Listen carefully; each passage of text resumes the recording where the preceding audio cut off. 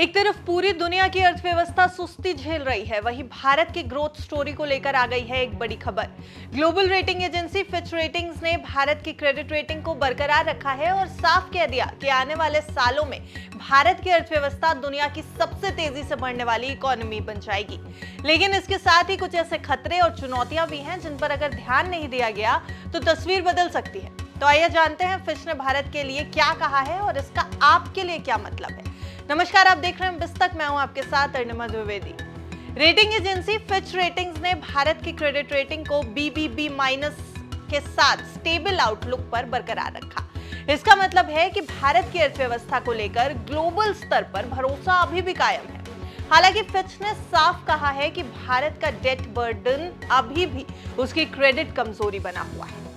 Fitch ने वित्त वर्ष 2026 के लिए भारत की ग्रोथ स्टोरी को 6.5% पर प्रोजेक्ट किया है।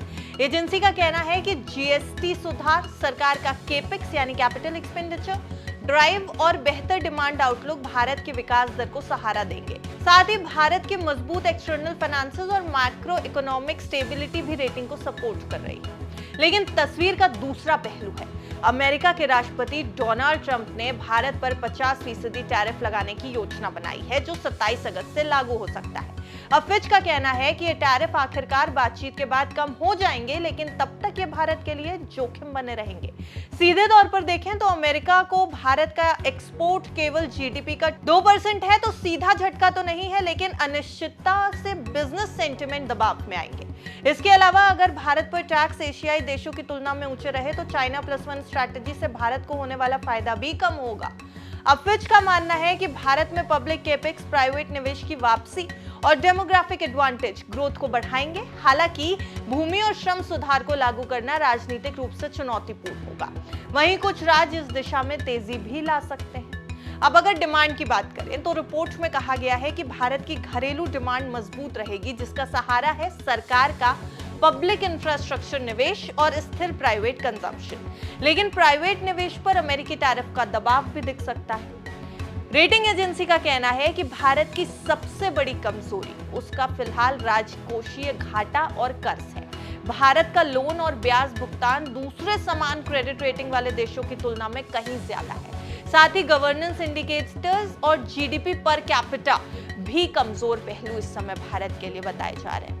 अब फिच ने बताया कि अगर भारत लंबे समय तक हाई ग्रोथ रेट बनाए रखे और सरकारी कर्ज को धीरे धीरे कम करने का वादा निभाए तो रेटिंग अपग्रेड हो सकती है। वहीं अगर फिस्कल कंसोलिडेशन रुक गया या फिर कर्ज या GDP का रेशो बढ़ गया तो ग्रोथ कमजोर होगी और डाउनग्रेड का खतरा है। फिच का अनुमान यह भी है कि भारत का फिस्कल डेफिसिट FY26 में 4.4% रहेगा और आगे वित्त वर्ष 2028 तक 4.1% हो जाएगा।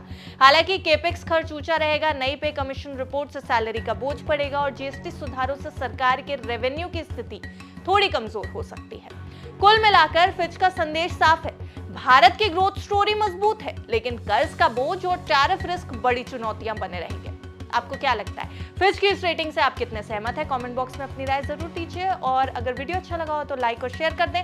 बिस्तक को सब्सक्राइब करना मत भूलिएगा ताकि ऐसी और अपडेटेड खबरों से आप हमेशा अपडेटेड रहें। देखते रहिए बिस्तक।